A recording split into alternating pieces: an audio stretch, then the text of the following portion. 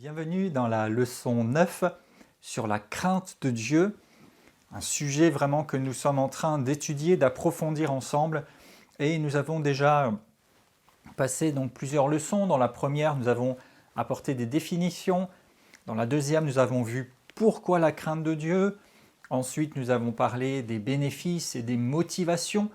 Nous avons vu ensuite comment la crainte de Dieu est liée avec le fait de connaître Dieu.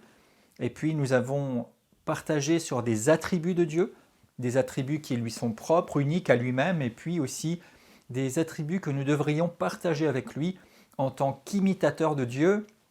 Et puis dans la dernière leçon, nous avons parlé de l'importance de la communion avec Dieu et de combien nous devons être en communion avec lui et comment la crainte de Dieu et notre communion avec lui sont aussi reliés et fonctionnent ensemble, et comment en fait la communion, la relation avec Dieu, la proximité avec lui ouvre des portes, nous permet de connaître les voies de Dieu, le cœur de Dieu, de marcher vraiment dans la crainte du Seigneur et de le servir tel qu'il convient de le faire. Et je crois que tout cela vous a béni. Et donc nous allons poursuivre. Et Père, je te remercie maintenant pour ce temps. Encore merci pour cette leçon, pour cet enseignement. Merci pour ta parole. Et Père, nous nous inclinons devant ta parole. Nous voulons nous laisser sonder par ta parole. Et nous voulons permettre à ta parole, Seigneur, qui est inspirée, qui est utile, de faire son œuvre en nous. Seigneur, de nous éclairer, nous fortifier, nous diriger, nous corriger si nous devons être corrigés. Et comme dit l'Écriture, nous amener à devenir parfaits, propres, accomplis pour les œuvres que tu as préparées pour nous. Je te remercie et je te bénis pour l'action de ta parole et de ton esprit. Au nom de Jésus. Amen. Donc leçon 9, et cette leçon 9, c'est la crainte de Dieu en pratique. Et certains pourraient dire « enfin !» On a mis 9 leçons pour enfin parler des choses pratiques. Mais vous savez, c'est vraiment important et je constate l'une des manières dont je me sens conduit, dirigé ou inspiré lorsque je développe une série d'enseignements ou des cours comme cela, c'est vraiment de poser des bases, poser des fondements, préparer nos cœurs, préparer nos pensées, travailler sur vraiment notre être intérieur, notre positionnement, notre mentalité pour véritablement pouvoir recevoir la parole qui convient et être disposé devant Dieu pour qu'il se révèle, pour qu'il nous parle et pour qu'il nous utilise. Et dans ce sujet particulièrement de la crainte de Dieu, c'est vrai qu'on aurait pu tout de suite donner comme une liste de choses à faire ou pas faire, mais je ne veux pas ça et je ne l'ai pas senti de cette manière parce que je crois qu'il était vraiment important et nécessaire de disposer nos cœurs et de réaliser, et j'espère que vous réalisez que la crainte de Dieu, c'est bien plus qu'un ensemble d'actes que nous poserions ou pas, mais que la crainte de Dieu, c'est vraiment une disposition de cœur, c'est un choix délibéré de marcher d'une manière digne, de marcher d'une manière qui plaise à Dieu, de marcher avec Dieu et de le connaître toujours plus et de vivre vraiment dans ces choses-là pour qu'il puisse nous emmener dans les dimensions dans lesquelles il veut nous amener. Et maintenant, nous allons observer encore de façon très pratique, peut-être reprendre quelques points que vous avez trouvés ici et là au fur et à mesure des leçons précédentes, mais amener plusieurs points vraiment pratiques, concrets, de comment cette crainte de Dieu s'exprime de manière pratique, comment elle se reflète, comment elle se traduit dans nos actions, dans nos dispositions, dans notre façon d'être, notre façon de faire. Et je crois que ça va vraiment vous éclairer et vous bénir parce que, vous savez, nous sommes fils et filles de Dieu et nous sommes supposés refléter, témoigner de la grandeur de l'image de Christ et finalement de l'image de Dieu lui-même sur cette terre. Et cela passe aussi à travers notre manière d'être et notre manière de vivre, que ce soit vraiment quelque chose qui honore Dieu et quelque chose aussi qui révèle Dieu dans notre monde, dans notre environnement. La crainte de Dieu, c'est tout ça aussi. Et on veut vraiment se laisser encore instruire et avancer dans ces choses pratiques.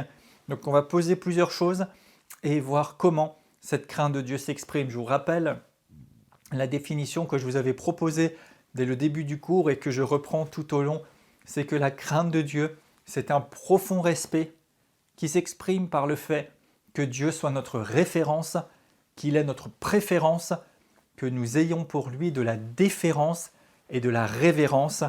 Et on a déjà éclairé au fur et à mesure ces différents points, ces différents aspects.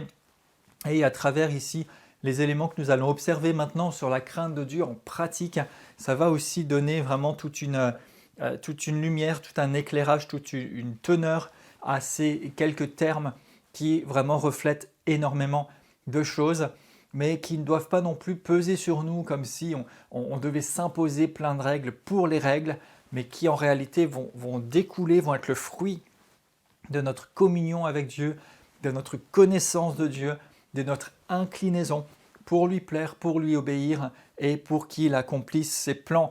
Vous savez, la Bible dit qu'au fur et à mesure que nous passons du temps avec Dieu, que lorsque nous le contemplons, 2 Corinthiens 3, 18, nous sommes transformés dans la même image, de gloire en gloire par l'Esprit du Seigneur.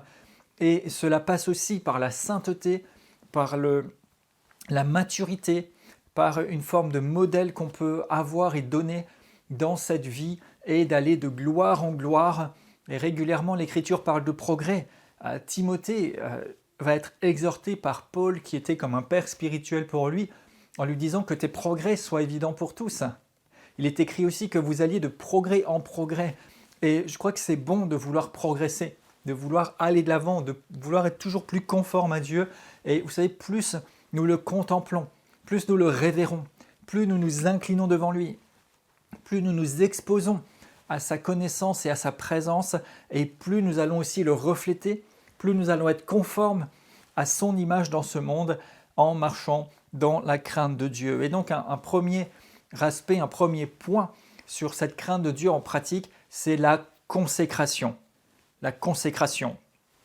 Et on va de nouveau observer ensemble dans cette partie un certain nombre de passages des Écritures. Et là encore, je vous encourage vraiment et je vous exhorte à méditer, à poursuivre à vraiment l'étude, même entre les leçons, et à vous exposer au Seigneur, à vous incliner devant lui simplement et dans l'humilité, à ce qu'il puisse vous éclairer, vous instruire et vous amener aussi peut-être de façon très personnelle dans certains aspects de votre vie à vraiment faire des ajustements, à prendre une décision de qualité et à vous laisser conduire par Dieu.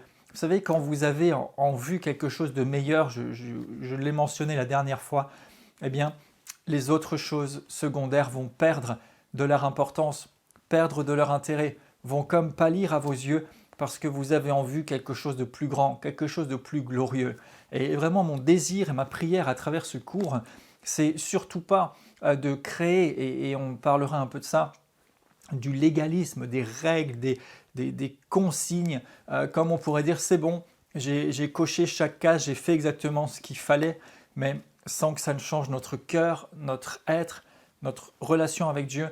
Mais mon cœur, c'est vraiment que nous puissions nous laisser interpeller là où nous devons être interpellés par le Seigneur, que nous puissions nous laisser ajuster là où nous devons être ajustés, que nous soyons aussi mis en garde et vigilants pour que vraiment nous puissions marcher dans cette crainte de Dieu, mais quelque chose qui soit vraiment profondément ancré en nous, quelque chose qui soit vraiment incarné, vécu, et pas juste comme un élément extérieur qu'on essaierait d'appliquer, mais comme vraiment un élan intérieur qui est né de cette communion, de cette relation avec Dieu, de cette intimité que nous développons avec lui et qui nous anime aussi et qui nous garde sur la bonne voie.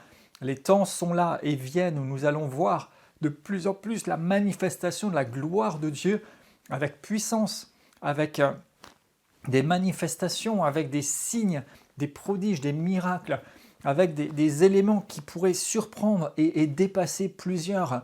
Mais nous tiendrons, nous serons fermes parce que nous allons nous garder avec un cœur pur, avec un cœur droit, avec une communion intense avec Dieu, avec une relation saine avec lui et dans la crainte de Dieu. On ne va pas jouer, on ne va pas s'amuser, on ne va pas être comme des bébés qui ne savent pas gérer quelque chose, mais on veut vraiment être prêt, se disposer, dépendre du Seigneur pour pouvoir être au rendez-vous et qu'il puisse agir, qu'il puisse nous confier des choses, qu'il puisse nous utiliser parce que nous saurons garder un cœur droit, nous saurons lui donner la gloire, nous savons nous consacrer à lui et différentes choses encore que nous allons observer ici ensemble. Alors regardons par exemple dans l'Apocalypse, et il pourrait y avoir bien des écritures pour parler de la consécration, nous allons juste en regarder quelques-unes, mais dans l'Apocalypse, alors qu'il y a ce message aux églises qui est donné, cette notion revient plusieurs fois du premier amour. Dans Apocalypse 2, il dira « Tu as perdu ton premier amour ». C'est-à-dire que c'est comme si avec le temps, on s'habitue à plusieurs choses et on n'a plus la même implication, la même intensité pour marcher avec Dieu, pour le suivre, pour lui plaire, pour avancer avec lui. Et puis, à peine plus loin, dans Apocalypse 3, au verset 15, il dira « Je sais que tu n'es ni froid ni bouillant. Puisses-tu être froid ou bouillant ? Parce que tu es tiède et que tu n'es ni froid ni bouillant, je te vomirai de ma bouche. Parce que tu dis « Je suis riche, je me suis enrichi, je n'ai besoin de rien. » Et parce que tu ne sais pas que tu es malheureux, misérable, pauvre, aveugle et nu, je te conseille d'acheter de moi de l'or éprouvé par le feu, afin que tu deviennes riche, des vêtements blancs afin que tu sois vêtu et que la honte de ta nudité ne paraisse pas, un collier pour oindre tes yeux afin que tu vois. Moi je reprends et je châtie tous ceux que j'aime, et donc du zèle et repens-toi.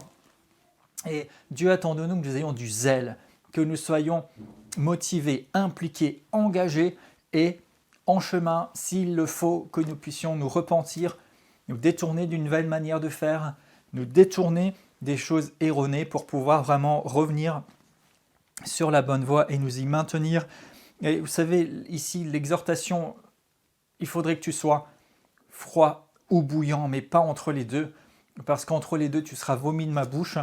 Et cette crainte de Dieu doit nous inspirer à être toujours bouillant, à être toujours en feu pour Dieu. Vous savez, comme à d'autres moments dans les Écritures, Dieu dira « Je place devant toi la mort et la vie, choisis la vie afin que tu vives. » Et ici, il dit « Il faut être froid ou bouillant, mais sois bouillant. » C'est ce qui est entendu derrière cette Écriture. Et il nous dit « Sinon, je te vomirai de ma bouche. » C'est-à-dire que la tiédeur, la médiocrité, les demi-mesures, toutes ces choses-là ne sont pas au cœur de Dieu. Et si nous marchons dans la crainte de Dieu, il nous faut marcher dans le feu. Il nous faut être bouillant, impliqué, engagé et ne pas nous autosatisfaire. Ici, il dit, tu te dis, je suis riche, je me suis enrichi, j'ai besoin de rien, mais tu ne sais pas comment tu es. Et ce n'est pas là l'occasion de se rabaisser constamment non plus et de vivre dans une forme d'humiliation et de fausse piété où on dirait « oui, j'ai rien, je ne suis que pauvre, je ne suis que misérable ». Non, c'est pas ça. Mais c'est de nous dire que quand bien même nous sommes pourvus, quand bien même nous grandissons, quand bien même nous sommes équipés, eh bien nous nous rappelons toujours que cela nous vient du Seigneur et que c'est dans notre dépendance à Dieu que nous avons accès à ces choses et nous restons simples et humbles.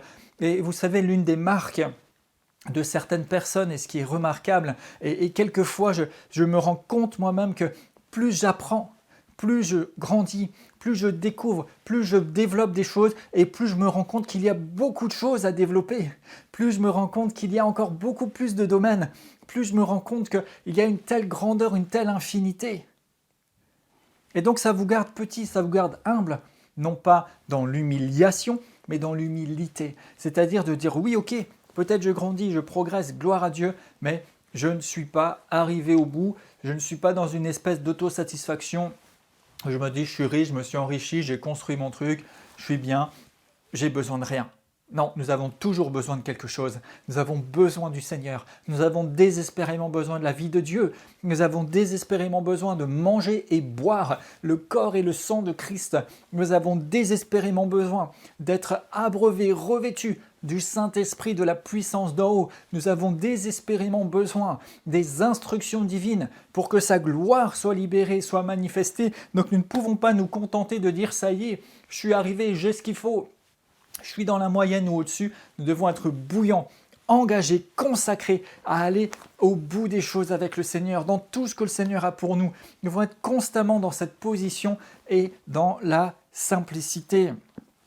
Cette consécration, c'est aussi de confesser le Seigneur, quoi qu'il arrive. Matthieu, chapitre 10 et au verset 32. Matthieu 10, 32.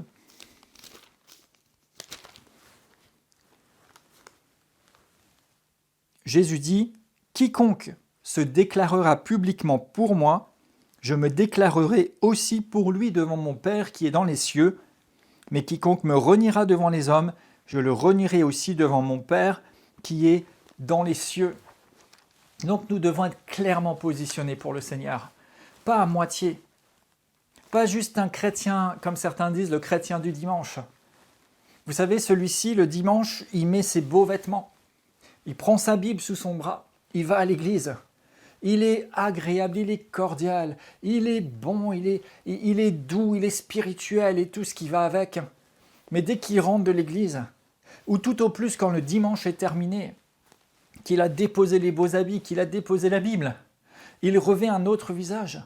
Et pendant toute la semaine, il vit à sa manière et personne ne sait et personne ne soupçonnerait que ce soit un chrétien. Et parfois même, il ne voudrait pas que les gens sachent. Et il fait tout pour ne pas révéler ça. Mais Jésus nous dit, soit tu es complètement avec moi.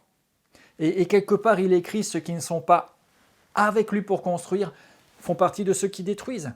Il n'y a pas de terrain neutre, il n'y a pas de terrain vide, il n'y a pas de milieu. La tiédeur, on a lu tout à l'heure, Dieu vomit ça. Ça ne lui plaît pas, il faut être chaud, en feu, bouillant pour Dieu, consacré. Pierre, on pourrait penser à lui ici en disant « mais pourtant Pierre a renié le Seigneur ». Oui, c'est vrai. Pierre, dans des circonstances terribles, dangereuses, difficiles, a renié le Seigneur. Il a renié de ses paroles en disant « non, je ne le connais pas, je ne le connais pas, je ne le connais pas ». Mais après que Pierre ait renié le Seigneur, il va croiser le regard de Jésus et il dit que Pierre se mit à pleurer amèrement. Pourquoi ? Parce qu'en fait, il a renié par rapport à un concours de circonstances. Mais au fond de lui, il ne s'est pas véritablement détaché du Seigneur. Il aimait le Seigneur. Et il s'est rappelé que le Seigneur lui avait dit « Pierre, toi qui me dis que tu es fort, que tu irais partout avec moi. » Eh bien, avant que le coq n'ait chanté, tu m'auras renié, ça s'est réalisé.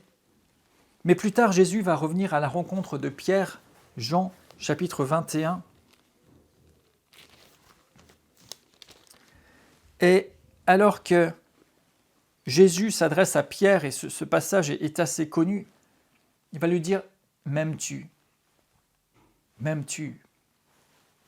M'aimes-tu » Et Pierre de répondre « Seigneur, tu le sais ». Et Jésus de dire « Paie mes brebis, prends soin de mes brebis ». Et cette consécration, cette décision d'aimer le Seigneur, de l'aimer plus que tout, de s'abandonner à lui, fait qu'il peut alors nous utiliser, qu'il peut alors nous donner un mandat, qu'il peut alors se servir de nous. Et quand bien même nous aurions commis des erreurs, il nous restaure et il nous remet sur la voie. Rappelez-vous le prophète Jonas qui n'a pas voulu aller porter le message qu'il devait, qui a pris un bateau dans la direction opposée.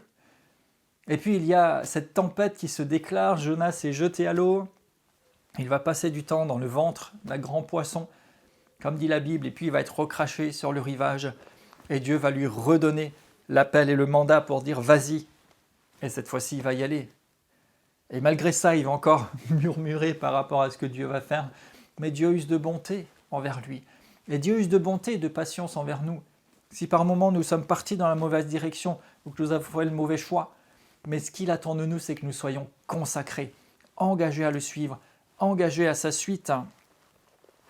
1 Jean 2, verset 15, et nous avons déjà abordé à certains moments dans ces leçons l'importance de décider et de choisir clairement entre l'amour de Dieu et l'amour du monde, entre les choses terrestres, charnelles et les choses divines. 1 Jean 2, verset 15. Je veux encore vous rappeler cela.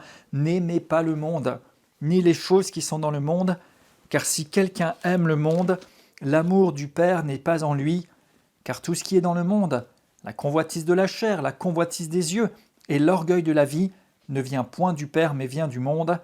Le monde passe, sa convoitise aussi, mais celui qui fait la volonté de Dieu demeure éternellement.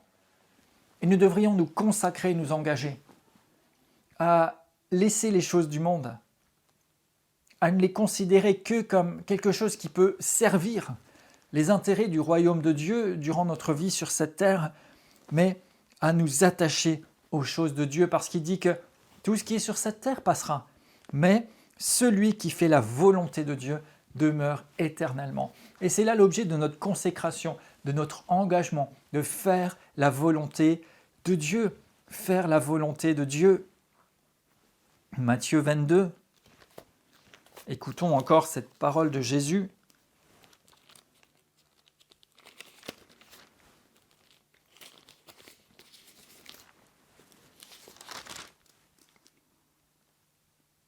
Matthieu 22, 37, Jésus dit « Tu aimeras le Seigneur ton Dieu de tout ton cœur, de toute ton âme et de toute ta pensée. C'est le premier et le plus grand commandement.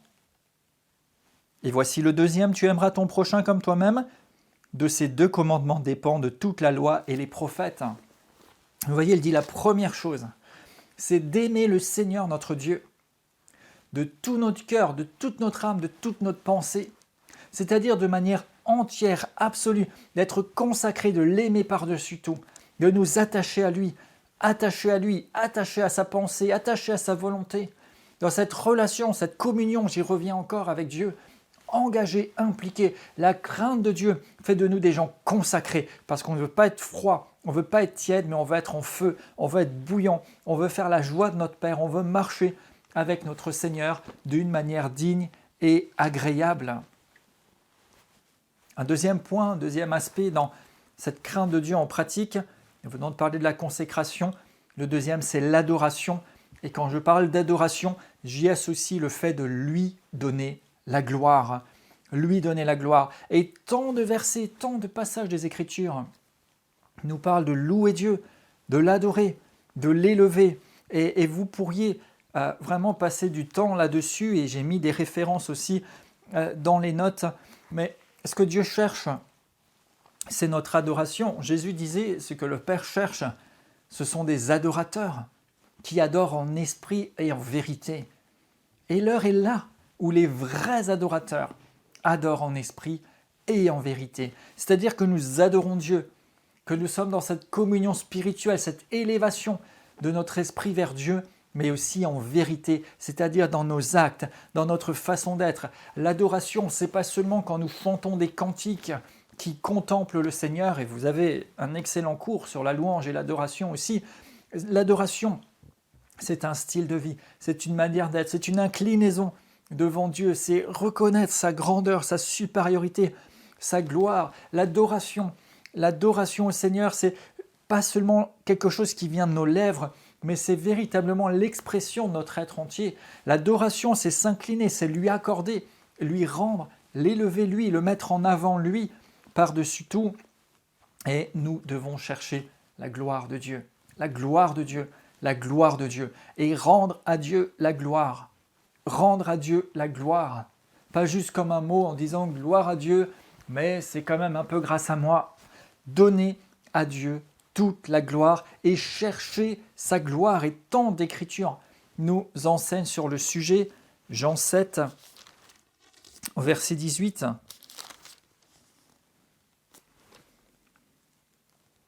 Il est dit, celui qui parle de son propre chef ou de lui-même cherche sa propre gloire. Mais celui qui cherche la gloire de celui qui l'a envoyé, celui-là est vrai, et il n'y a point d'injustice en lui. Et il y a tant de gens qui parlent de leur propre chef, qui parlent sur leurs propres décisions, pour se glorifier eux-mêmes. Mais nous devons chercher la gloire de Dieu. Est-ce que je parle pour me montrer, pour me mettre en valeur, pour me mettre en avant ? Ou est-ce que je veux que Dieu soit mis en avant ? Est-ce que je parle de la part de Dieu ? Et vous savez, dans certaines périodes et circonstances, beaucoup de voix se lèvent de partout et se mettent à parler. Mais comme pour se montrer en disant « je l'avais dit, j'avais prévenu, j'avais apporté tel message, j'avais dit ci, j'avais dit ça, je dis ça, il y aura ci, il y aura ça ». Et déjà parmi les signaux que nous pouvons avoir, c'est de voir est-ce que ça se réalise ? Est-ce que c'est en ligne avec les Écritures ? Est-ce que c'est vraiment divinement inspiré ? Mais vous savez, il y a plein de gens qui veulent parler par eux-mêmes. Mais quelle est la vraie motivation ? Est-ce que c'est d'élever Dieu ? et de lui rendre la gloire? Ou est-ce que c'est juste de se montrer pour dire j'ai dit ça, j'ai écrit ça, j'ai parlé ça? Et si vraiment Dieu vous a parlé, alors parlez de la part de celui qui vous a envoyé, mais la gloire lui en revient à lui. Et si Dieu ne vous a pas parlé, abstenez-vous de lui prêter des propos qu'il ne vous a pas envoyé dire, juste pour vous montrer. Il est plus sage de rester silencieux, en retrait et discret quand vous n'avez rien reçu comme mandat de Dieu à dire que de vouloir parler pour vous montrer. Nous ne devons pas chercher notre propre gloire à nous, mais la gloire de celui qui nous a envoyés. Nous ne devons jamais, jamais, jamais, jamais vouloir attirer l'attention sur nous. Quel danger, quelle erreur, quelle tristesse que de voir Dieu à l'œuvre dans une vie et puis de voir ces choses s'écrouler, s'atténuer parce qu'on a voulu attirer la gloire sur soi. Quelle tristesse! Parce qu'alors on ne dépend plus de la source divine et de la puissance de Dieu, mais on devient dépendant du fait de devoir démontrer quelque chose. Et il y a eu comme ça des exemples où il y avait parfois un début véritable avec le Seigneur, mais en voulant attirer l'attention sur soi et en voulant finalement en faire comme l'objet d'une démonstration par rapport à soi, eh bien on est pris comme dans la dynamique de devoir produire cette chose et ça donne des résultats tristes qui remettent même en cause la réalité du début. Je ne veux pas donner trop ici d'exemples précis parce que, un, ce n'est pas l'objet, et puis deux, je n'ai pas envie de parler de ces sujets, mais tristement, il y a des choses qui se passent et c'est tellement dommage parce que si notre cœur, c'est vraiment que celui qui nous a envoyés soit glorifié, eh bien, sincèrement, Dieu va pouvoir faire dans notre vie et à travers nous tellement au-delà et des choses uniquement vraies, véritables, sincères, justes, précises, sans injustice, sans imprécision, sans imperfection, et parce que nous dépendons de lui. Mais si nous voulons attirer l'attention sur nous et fabriquer des choses, l'issue est tellement dommage et triste. Et nous avons un exemple parmi d'autres, mais notamment qui moi, m'a interpellé dans l'Écriture. Et lisons Nombre au chapitre 20. Cet épisode où Dieu fait un miracle, mais ensuite, il faudra répondre de sa position, de sa disposition. Nombre 20, au verset 2, « Il n'y avait point d'eau pour l'assemblée, et l'on se souleva contre Moïse et Aaron. Le peuple chercha querelle à Moïse, ils dirent, « Que n'avons-nous expiré quand nos frères expirèrent devant l'Éternel? Pourquoi avez-vous fait venir l'assemblée dans ce désert? Pour que nous mourions, nous et notre bétail? Pourquoi nous avez-vous fait monter hors d'Égypte pour nous amener dans ce méchant lieu? Ce n'est un lieu où il n'y a ni figuier, ni vigne, ni grenadier, ni d'eau à boire. » Moïse et Aaron s'éloignèrent de l'assemblée pour aller à l'entrée de la tente d'assignation. Ils tombèrent sur leur visage et la gloire de l'Éternel leur apparut. L'Éternel parla à Moïse et dit, « Prends la verge et convoque l'assemblée, toi et ton frère Aaron. Vous parlerez en leur présence au rocher, et il donnera ses eaux. Tu feras sortir pour eux de l'eau du rocher, et tu abreuveras l'assemblée et leur bétail. » Moïse prit la verge qui était devant l'Éternel comme l'Éternel le lui avait ordonné. Moïse et Aaron convoquèrent l'assemblée en face du rocher, et Moïse leur dit, « Écoutez donc, rebelles, est-ce de ce rocher que nous vous ferons sortir de l'eau ?» Puis Moïse leva la main et frappa 2 fois le rocher avec sa verge. Il sortit de l'eau en abondance. L'assemblée but et le bétail aussi. Alors l'Éternel dit à Moïse et à Aaron, « Parce que vous n'avez pas cru en moi pour me sanctifier aux yeux des enfants d'Israël, vous ne ferez point entrer cette assemblée dans le pays que je lui donne. » Ce sont les eaux de Mériba où les enfants d'Israël contestèrent avec l'Éternel qui fut sanctifié en eux.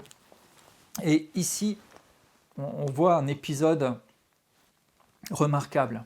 D'une part, un miracle puissant de Dieu, où Dieu va dire, puisque le peuple manque d'eau, et puisqu'ils sont dans le désert, et c'est vrai qu'ils murmuraient, on en a parlé précédemment, eh bien je vais faire un miracle pour eux, et je vais faire sortir de l'eau d'un rocher. Et ce qui est intéressant, c'est que Moïse va avoir la bonne attitude, parce qu'alors que les gens viennent se plaindre à lui, il va chercher la présence de Dieu. La tente d'assignation, c'était cet endroit de rencontre matérialisé entre Dieu et son peuple. Et ils viennent là, et la gloire de Dieu vient et se manifeste. Et alors Dieu donne l'instruction en disant, prends la verge, convoque l'assemblée, toi et ton frère, et vous parlerez au rocher qui donnera de l'eau. Et effectivement, Dieu a tenu sa promesse, il a fait sortir l'eau du rocher, mais il va ensuite dire à Moïse et Aaron, vous ne m'avez pas sanctifié aux yeux des enfants d'Israël. C'est-à-dire, vous ne m'avez pas mis à part, vous ne m'avez pas mis en avant, vous ne m'avez pas élevé à leurs yeux. Autrement, vous ne m'avez pas attiré l'attention du peuple sur moi. Et effectivement, si nous reprenons ce qu'il s'est passé, Dieu leur a dit de parler, mais Moïse et Aaron vont dire « Écoutez donc, rebelles, est-ce de ce rocher que nous vous ferons sortir de l'eau ?» Et en fait, Moïse et Aaron ont été pris en disant « Bon, vous n'arrêtez pas de vous plaindre, de vous en prendre à nous, de nous dire qu'on n'aurait pas dû vous conduire ici, etc. Vous êtes des rebelles. Nous allons vous donner de l'eau. » Alors qu'en fait, c'était pas à Moïse et Aaron de leur donner de l'eau. C'est l'Éternel Dieu qui allait donner au peuple de l'eau. Et donc, ils se mirent à frapper le rocher. Et il sortit de l'eau. Mais Dieu n'a pas dit de frapper, il a dit par le rocher. Et Dieu n'a pas non plus supposé que ce soit Moïse ou Aaron qui donne de l'eau au peuple, mais que lui-même abreuverait son peuple. Et si nous regardons dans le Deutéronome, au chapitre 3, et au verset 23,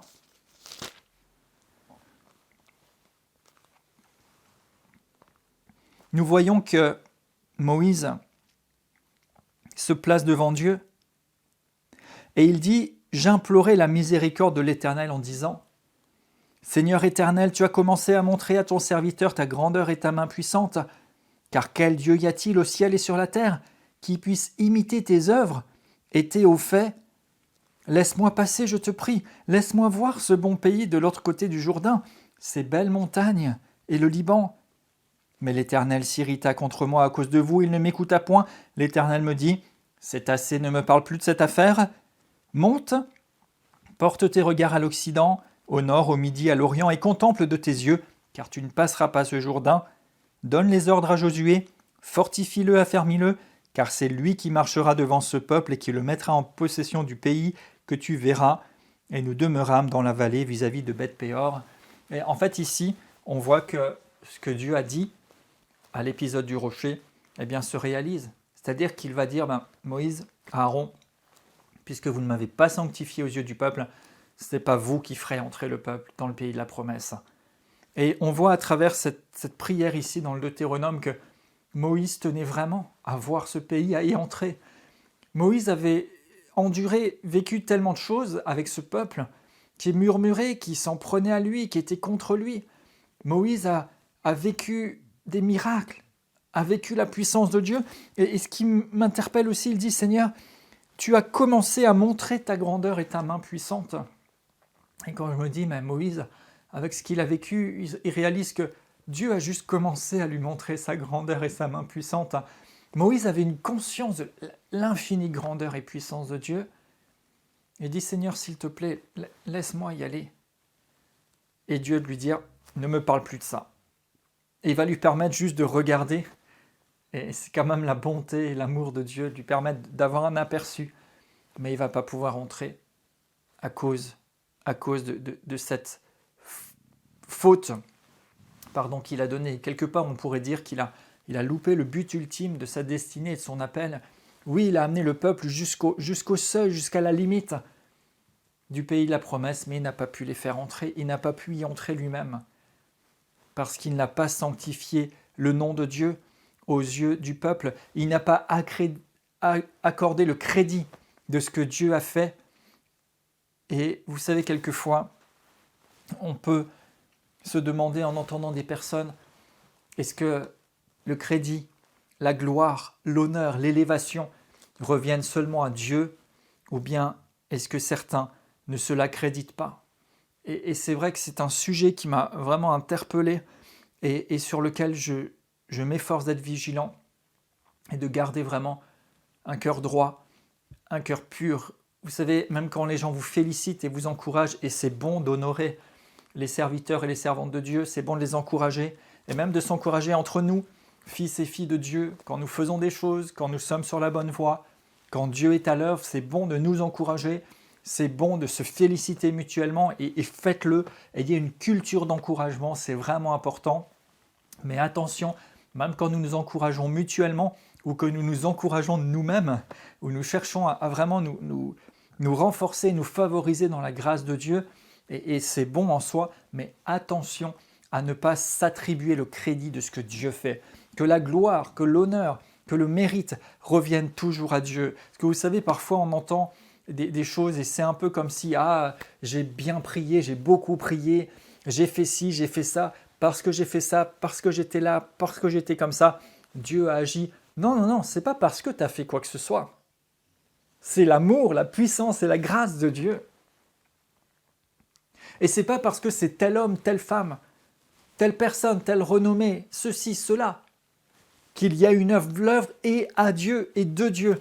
Et il nous faut être vigilants à le sanctifier, à l'élever, à lui donner la gloire pour ses œuvres par-dessus tout. Parce que Moïse et Aaron sont passés à côté. Parce qu'ils ont voulu faire quelque chose, ils ont frappé, alors que Dieu a dit de parler. Et ensuite, parce qu'ils ont dit, nous vous donnerons de l'eau, alors que c'est Dieu qui a lui seul la puissance de faire jaillir l'eau du rocher. Vigilance, vigilance. Lévitique chapitre 9, et je l'avais aussi juste mentionné en passant précédemment, et je veux ici qu'on le lise, qu'on le regarde ensemble. Lévitique 9, au verset 23. Moïse et Aaron entrèrent dans la tente d'assignation. Lorsqu'ils en sortirent, ils bénirent le peuple. La gloire de l'Éternel apparut à tout le peuple. Le feu sortit de devant l'Éternel et consuma sur l'autel l'holocauste et les graisses. Tout le peuple le vit. Ils poussèrent des cris de joie et se jetèrent sur leurs faces. Donc on voit ici un épisode où Dieu manifeste sa gloire. Il fait tomber un feu pour lui-même prendre l'offrande qu'on lui apporte. Et tout le monde voit, réalise que c'est la puissance de Dieu, que c'est surnaturel. Et il est dit ici, ils poussent des cris de joie, ils se jettent sur leur face. Et vous savez, quand il y a une manifestation de la gloire de Dieu, on peut réagir de manière différente, mais il y a une conscience collective aussi que c'est l'action de Dieu. Et ils se sont inclinés sur leur face pour vraiment montrer leur abandon, leur soumission, leur reconnaissance que c'était Dieu qui était à l'œuvre. Et puis à peine plus loin, Lévitique 10, au verset 1er, il est dit « Alors les fils d'Aaron, Nadab et Abihu, prirent chacun un brasier, mirent du feu, posèrent du parfum dessus. Ils apportèrent devant l'Éternel ce feu étranger, ce qu'il ne leur avait point ordonné. Alors le feu sortit devant l'Éternel et les consuma. Ils moururent devant l'Éternel. Moïse dit à Aaron, c'est ce que l'Éternel a déclaré lorsqu'il a dit « Je serai sanctifié par ceux qui s'approchent de moi, et je serai glorifié en présence de tout le peuple. » Et Aaron garda le silence. On peut dire, ouah, mais c'est radical, c'est formel. Dieu venait de se manifester par un feu surnaturel pour prendre son offrande et se révéler à son peuple. Et là, deux personnes décident d'amener leur feu et de se présenter devant Dieu avec ce feu, ce qu'il ne leur a pas ordonné. Et alors Dieu va les brûler sur place. Et Moïse va dire, c'est ce que Dieu avait dit, qu'il voudrait être lui sanctifié et glorifié par tout le peuple, et pas quelqu'un qui apporterait, qui montrerait quelque chose. Et moi, ce qui me marque ici, c'est comme si ces deux fils, ces deux personnes, avaient l'impression qu'il y avait une fenêtre d'opportunité de faire quelque chose, de se montrer, de montrer qu'on est là, de montrer qu'on a le feu. Mais Dieu n'a pas laissé ça passer. Et vous savez, quelquefois, c'était tellement radical. Et Dieu, d'un côté, avait fait descendre le feu pour prendre l'offrande et se manifester. Pourquoi est-ce qu'ils avaient besoin de ramener leur petit truc pour se montrer? Pourquoi? Il y a des moments où Dieu agit, il n'y a rien à faire. Et quand je vous montre ces choses, ce n'est pas pour vous faire peur ou pour quoi que ce soit. Encore une fois, on parle de la crainte de Dieu, qui est ce profond respect. Il est notre référence, il a notre préférence. Nous avons pour lui de la déférence et de la révérence. ne faites pas quelque chose si Dieu ne vous a pas dit de le faire. Et il y a un niveau de relation avec Dieu, il y a un niveau dans le service du Seigneur, il y a un niveau dans la puissance de Dieu, il y a un niveau dans sa révélation. Et encore là, on n'est que dans l'Ancien Testament où il nous faut être conséquent, où les choses sont sérieuses, où on ne s'amuse pas. Sur certaines choses, on peut être un peu oublieux, on peut être un peu peut-être négligent parfois, mais à mesure qu'on progresse, à mesure qu'on avance, il faut être conséquent, il faut de la maturité. Vous savez, dans le mouvement de l'Esprit de Dieu qui monte, qui augmente et qui va être de plus en plus manifeste, Dieu a besoin de serviteurs et de servantes qui soient matures, qui soient conséquents, de serviteurs et servantes qui obéissent précisément à sa parole. S'il dit tu parles, tu fais rien, tu parles juste. S'il dit tu fais, tu fais. Et s'il ne dit rien, tu ne bouges pas. Tu ne bouges pas. Ici, Dieu a manifesté son feu, il n'a pas dit à Abihu et Nadab de ramener leur feu. Ils n'avaient rien à faire. Si Dieu vous dit rien, ne faites rien. Nous devons, en tant que serviteurs de Dieu, et ici c'était les descendants d'Aaron, donc des sacrificateurs, notre rôle c'est pas de faire seulement quelque chose pour que les gens nous regardent. C'est pas seulement de faire des choses, vous savez, de respecter un certain nombre d'habitudes, de pratiques, de rites ou quoi que ce soit, juste pour que les gens nous voient et pour faire vivre ou survivre un culte, ou pour faire vivre ou survivre un service, pour faire vivre ou survivre un ministère, et surtout pas pour faire vivre ou survivre notre image, notre renommée, notre influence. Notre rôle de sacrificateur, c'est de faire ce que Dieu nous dit de faire quand il nous dit de le faire, mais c'est aussi de ne rien faire si Dieu ne dit rien. Et ça, c'est beaucoup plus difficile.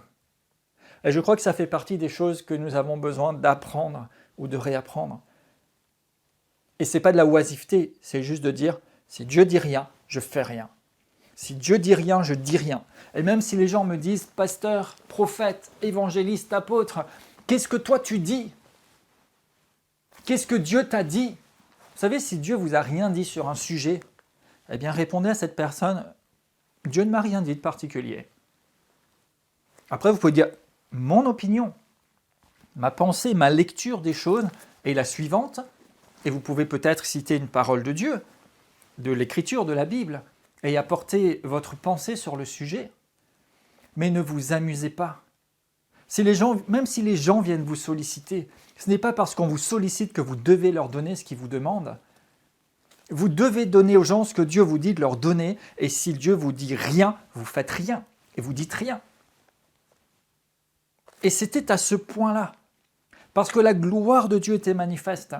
Et oui, aujourd'hui nous avons la grâce, mais que cette grâce ne soit pas un moyen de faire tout et n'importe quoi.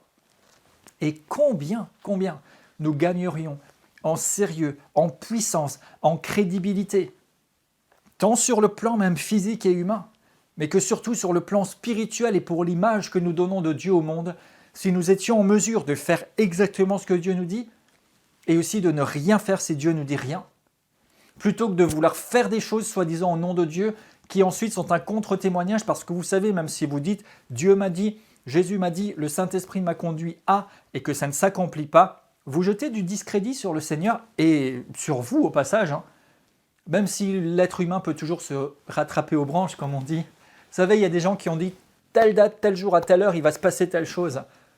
Dieu me l'a montré, Dieu me l'a dit. Et beaucoup ont applaudi et ont attendu le jour, la date et l'heure. Et ça ne s'est pas passé. Et peut-être que certains ne vont pas en faire le reproche ou la remarque, parce qu'alors celui qui a parlé va habiller, emballer, montrer les choses différemment, ou peut-être même apporter une explication. Mais vous savez, si nous sommes conséquents avec Dieu, si Dieu dit une chose, elle va s'accomplir. Et l'Écriture même dit que le propre d'une prophétie de Dieu, c'est qu'elle se réalise, tout simplement. C'est comme ça qu'on vérifie. Mais si Dieu ne dit rien, ne parlez pas à sa place. Alors dites « je pense que » ou « j'estime que » ou parfois même « j'aimerais que ». Mais ne dites pas « Dieu déclare que » et Dieu dit que si ce n'est pas le cas. Et parfois, quand Dieu est à l'œuvre, il nous faut juste accepter de le laisser agir, de nous incliner et de nous effacer tout simplement. Quand Dieu nous envoie et nous pousse à faire quelque chose, nous le faisons. Nous avons la Bible, la parole de Dieu, qui nous donne des instructions sur ce que nous devons faire, qui est vrai toujours et partout, comme par exemple de prier sans cesse, comme par exemple d'adorer le Seigneur, comme par exemple de parler sa parole. Mais si Dieu nous dit de faire une chose, nous la faisons. Si Dieu ne nous donne pas de direction précise, il est juste aussi de ne pas vouloir fabriquer quelque chose. Et vraiment, c'est important de rester sage, de rester à notre place et de donner à Dieu sa place, de sanctifier Dieu, de sanctifier le nom de Dieu devant les gens, de donner à Dieu toujours la gloire, pas un petit gloire à Dieu, pas oui c'est Dieu, mais c'est quand même un peu moi. Non, de vraiment, vraiment de tout cœur, donner, rendre l'honneur, la gloire à Dieu, élever Dieu. Rappelons-nous qu'il est notre source, il est le début et la fin, il est notre raison et il est notre objectif. Sans lui, nous n'avons rien, nous ne pouvons rien. Encore une fois, rappelez-vous et regardez Jésus, comment il fonctionnait. Il ramenait toujours tout au Père, toujours la gloire à Dieu. Et nous devrions toujours ramener la gloire à Dieu, toujours ramener l'attention des gens vers le Seigneur. Pas non plus comme une fausse humilité. Non, nous avons le droit de nous réjouir, nous avons le droit de recevoir des compliments, de recevoir des encouragements, mais que notre cœur reste pur et juste et que nous nous rappelions, oui, j'ai réussi, oui, la chose s'est réalisée, oui, il s'est passé des miracles, des signes, des prodiges, oui, l'onction est à l'œuvre dans ma vie, oui, les gens apprécient, ça m'encourage, ça me fait du bien, mais je redonne cette gloire et cette louange à Dieu et j'élève toujours Dieu, l'Éternel, le Seigneur, aux yeux des gens, parce que le rôle d'un ministère, le rôle d'un sacrificateur et même le rôle d'un enfant de Dieu, c'est d'attirer l'attention des gens vers le Seigneur, c'est de donner la gloire à Dieu, de le sanctifier aux yeux de tous, c'est-à-dire l'élever, le mettre à part, par-dessus tout, et qu'à lui seul revienne toute l'adoration et la gloire. Donc nous reviendrons sur ce point à la prochaine leçon et nous poursuivrons dans les différents aspects de la crainte de Dieu en pratique. Alors je vous dis à bientôt pour la prochaine leçon.